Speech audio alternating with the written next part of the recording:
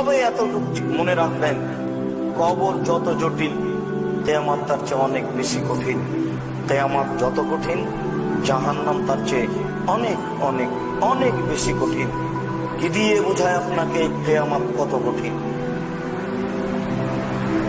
কবরই আপনাকে বোঝাতে সক্ষম নই।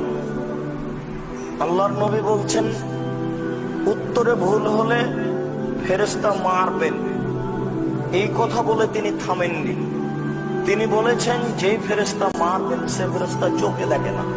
তার মানে কোথায় মারছেন তার জানা নেই। যে ফেরেশতা মারেন সে ফেরেশতা কানে শোনে না। তার মানে লোকটা কত জোরে চিৎকার করছে তার জানা নেই।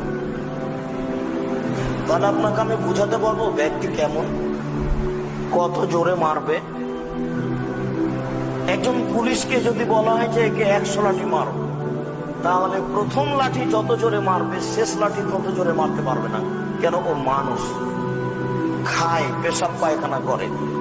আর যিনি কবরে মারেন তিনি খান না, পেশাব পায়খানা করেন না, তার শরীরে কোনো ক্লান্তি নাই, ক্লান্তি বুঝেন না। কোথায় মারছেন তার জানা নেই, কত জোরে ব্যক্তি চিৎকার করছে এটা তিনি বুঝেন না। শুধু আল্লাহর নবী বলেছেন, মারলে ও চিৎকার করে, এত জোরে চিৎকার করে,